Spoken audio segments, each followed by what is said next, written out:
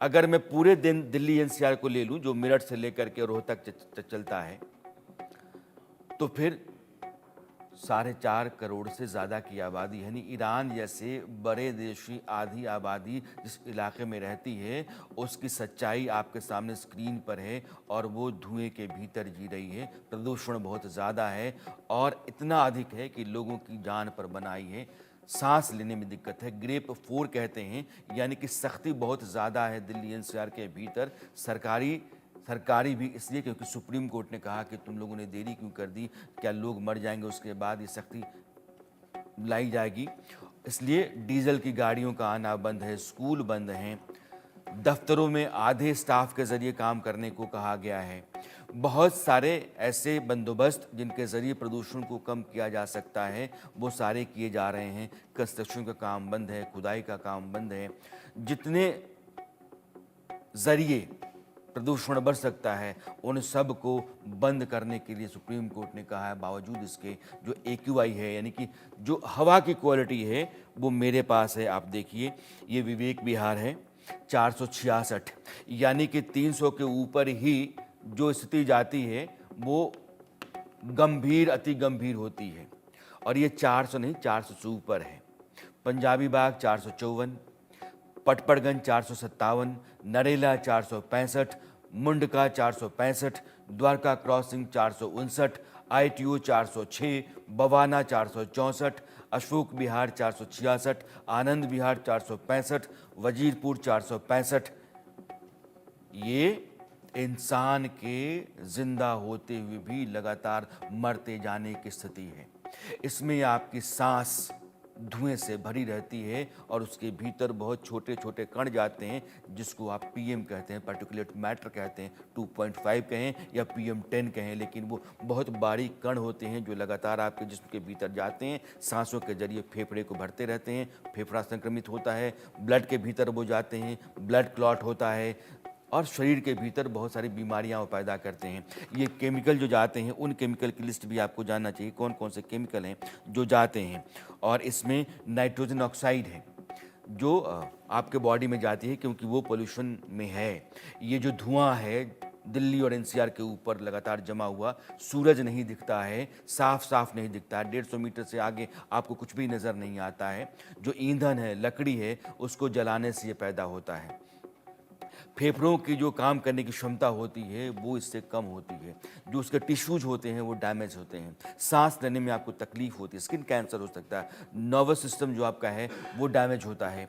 Carbon monoxide इसी धुंध में, इसी धुएं के भीतर कार्बन मोनोऑक्साइड है, क्योंकि जब भी कार्बन जलेगा तो कार्बन मोनोऑक्साइड पैदा होती है और ये रंगहीन गैस होती है। गाड़ियों का जो धुआं होता है उससे निकलती है, आंखों में गंभीर बीमारी पैदा कर सकती है, उस पर उसका असर होता है। आंखों में जो जलन होती है वो कार्बन मोनोऑक्साइड के चलते भी होती है। सुनने की क्षमता आपकी कम हो सकती है, अगर आप उसके सर में है तो आपका जो ब्लड प्रेशर है वो गिर सकता है, चक्कर आ सकता है, चेस्ट पेन हो सकता है, इस तरह की समस्या आपको होती है। और कार्बन मोनोऑक्साइड, ये हवा जो आपको दिखती है जो धुएं से भरी हुई है, उसमें है। मैं बोल रहा हूँ, लेकिन बाहर से आने के बाद भी जो भी लोग दिल्ली में रहते हैं उनको बोलने में दिक्कत होती है, क्योंकि दिन भर उस हवा के भीतर है जो धुएं से भरी हुई है, जहर से भरी हुई है, और उसमें इस तरह के तमाम केमिकल्स हैं जिसका जिक्र मैं आपसे कर रहा हूँ। सल्फर डाइऑक्साइड, यह भी एक केमिकल है जो इसी धुएं के भीतर होता है। यह भी रंगहीन होता है। बिजली के सामान जो फैक्ट्रियों से धुआं निकलता है उसमें ये निकलता रहता है। इसका असर भी फेफड़ों पर होता है, छींक आ सकती है, सांस लेने में दिक्कत होती है, कफ पैदा होती है।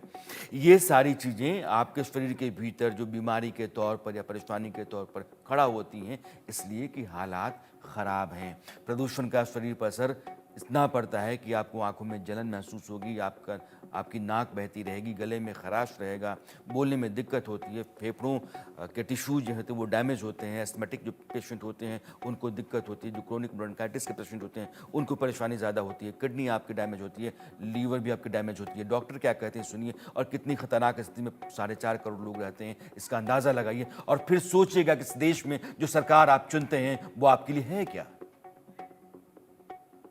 इफेक्ट होता है जो अभी आपको नहीं पता चलेगा, और वो तो आज से कई साल बाद ही पता चलेगा, बिकॉज बहुत सारे पोल्यूटेंट्स जो हैं वो कार्सिनोजेंस भी होते हैं। जब वो बॉडी में एंटर करते हैं तो वो सेल्स के अंदर म्यूटेशन ट्रिगर करते हैं, एंड फिर वो पता चला 10-15 साल पर्सन के अंदर कैंसर डेवलप हो गया। तो वो लॉन्ग टर्म इफ़ेक्ट्स हैं। तो बहुत सारे पॉल्यूटेंट्स हैं, ख़ास तौर से जो गाड़ियाँ एमिशंस करती हैं, राइट। तो उनका जो पोल्यूशन जो कॉज करती हैं, वो सड़क पे जब डस्ट के साथ मिंगल होता है, राइट, एंड फिर वही गाड़ियाँ निकलती हैं, अगर वो डस्ट आप रहेगी तो वो फिर हवा में उड़ेंगे और फिर वो आपके बॉडी के अंदर जाएंगे। तो जो बड़े पार्टिकल्स होते हैं वो तो फिल्टर हो जाते हैं। जो बहुत महीन पार्टिकल्स हैं वो जो है आपके ब्लड में चले जाते हैं, और फिर वो जब ब्लड में जाते हैं तो वह डिफरेंट एरियाज बॉडी के जाते हैं। तो डिफरेंट ऑर्गन्स, सबसे ज़्यादा तो लंग्स अफेक्ट होते हैं, एंड बाकी वो तो डिफरेंट ऑर्गन्स में जाते हैं, कहीं पे भी ये प्रॉब्लम प्रोड्यूस कर सकते हैं। बाकी इवन जो हेल्दी लोग हैं, क्योंकि पोल्यूशन का हर एक पे असर होता है, तो हेल्दी लोग जिनको एक्सरसाइज करने का शौक़ है, तो उनको लगता है हम हेल्दी हैं, हम पे पोल्यूशन का असर नहीं पड़ेगा, तो उनको आदत है दौड़ लगाने की। कोई एक एक घंटा सुबह उठ के लगाता है, कोई साइकिलिंग के लिए जाता है। तो इन सब एक्टिविटीज़ में आपका जो रेस्पिरेटरी रेट है वो बढ़ जाता है, कई गुना हो जाता है। तो जितना वो बढ़ेगा उतनी ही ज़्यादा आपके शरीर में मिनट में पोल्यूटेंट्स उतनी ही गुना आएंगे और फिर उतने ही ज़्यादा आपको नुकसान करेंगे।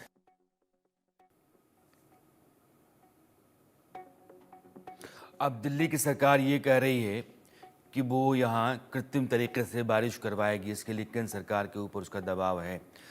जो सरकार में मंत्री हैं गोपाल राय, वो बार बार कहते हैं, ये सरकारों के साथ दिक्कत ये होती है, मैं मान लेता हूँ कि उत्तर प्रदेश में, हरियाणा में, मध्य प्रदेश में, अब तो दिल्ली की सरकार कहती है कि मध्य प्रदेश में भी जो पराली जल रही है, उत्तर प्रदेश में जो पराली जल रही है, हरियाणा में जो पराली जल रही है, राजस्थान में जल रही है, उसके चलते दिल्ली के ऊपर ये धुआं है। दिल्ली का कोई लेना देना नहीं है।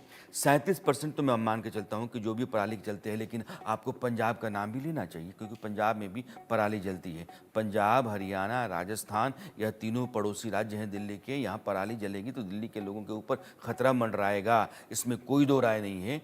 लेकिन उसमें पंजाब का नाम भी लिया जाना चाहिए। पंजाब जैसे छोड़ते हैं वैसे आप राजनीतिक तरीके से अपनी बात को, अपने बयान को रखना शुरू करते हैं, फिर उसमें लोगों का हित जो है वो दरकिनार होने लगता है, आपकी मंशा पर सवाल खड़ा होने लगता है। केंद्र सरकार को सवालों के घेरे में आप खड़ा जरूर कीजिए, लेकिन अपनी जिम्मेदारियों को भी आप समझिए और उनको उठाइए। गोपाल राय। केंद्र की भारतीय जनता पार्टी की सरकार इतनी इमरजेंसी में भी कुछ नहीं करने वाली है, आपने मान लिया है। अगर उसमें डिले होता है तब क्यों डिले होगा?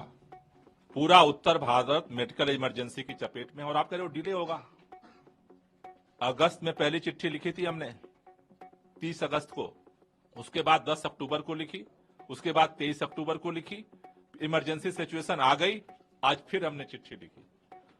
आप इतनी इमरजेंसी सिचुएशन में, मतलब आपने मान लिया है कि केंद्र की भाजपा जनता पार्टी की सरकार एक बैठक भी नहीं बुलाने वाली, कुछ नहीं करने वाली। आपने मान लिया पहले से कुछ नहीं करने वाली भाजपा की सरकार।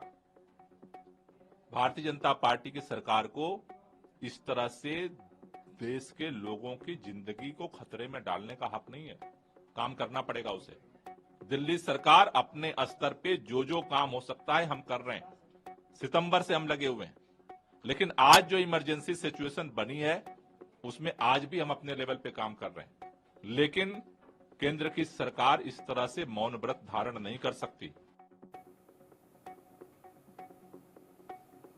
दिल्ली एनसीआर की स्थिति भयानक है, भयावह है, लोगों की जान पर बनाई है और सरकारों को गंभीरता से लेना चाहिए। सुप्रीम कोर्ट ने आपको कहा है कि आप तब तक ग्रेव 4 नहीं हटाएंगे जब तक कोर्ट नहीं कह लेता है, यानी कि कोर्ट से आदेश लेकर ग्रेव 4 हटाएंगे। लेकिन इस तरह के हालात लगातार बने रहते हैं तो जान जा सकती है और बहुत सारे लोगों की ज़िंदगी खतरे में है।